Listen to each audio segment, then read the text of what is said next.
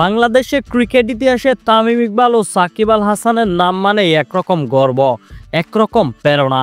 তারা দুজনেই দেশের ক্রীড়াঙ্গনের সবচেয়ে উজ্জ্বল নক্ষত্র।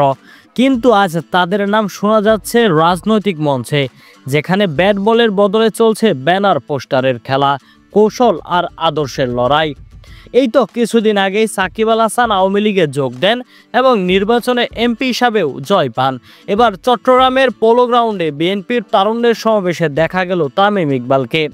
প্রশ্ন উঠছে, জাতীয় দলের সাবেক এই দুই সুপারস্টার কি শুধুই দেশ সেবার চিন্তায় রাজনীতিতে ঢোকার চিন্তা মাথায় নিয়েছিলেন, নাকি এর পেছনে আছে আরও বাস্তব ক্ষমতাকেন্দ্রিক লক্ষ্য? সাকিব আল হাসান নিজের জনপ্রিয়তাকে কাজে লাগিয়ে নির্বাচনে অংশ নিয়ে সরাসরি ক্ষমতার অংশ হয়ে গিয়েছেন। যদিও আওয়ামী লীগ সরকারের পতনের কারণে তার ক্ষমতা খুব বেশি দিন স্থায়ী ছিল না। এবার তামিম ইকবাল। গুঞ্জন উঠেছে, বিসিবির ভবিষ্যৎ সভাপতি হওয়ার দৌড়ে থাকার পরিকল্পনা তার অনেক আগে ছিল। বাংলাদেশ বিসিবি প্রধান হওয়া মানে শুধু ক্রিকেট প্রশাসন নয়, এটি রাজনীতির সাথে গভীরভাবে সংযুক্ত একটি অবস্থান।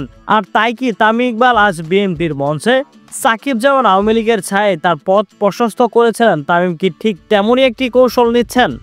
বাংলাদেশের কোটি তরুণ ক্রিকেটার যখন তামিম সাকিবকে দেখে অনুপ্রাণিত হয়, তখন তাদের এই রাজনৈতিক রং বদল কি সেই অনুপ্রেরণার দ্বারা নষ্ট করে দিচ্ছে?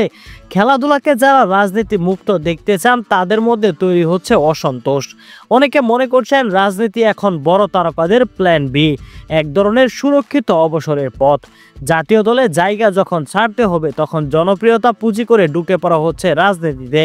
অথচ এরা চাইলে হতে পারতেন কোচ, মেন্টর বা যুব সমাজের রোল মডেল, যারা মাঠেই বদল আনতেন।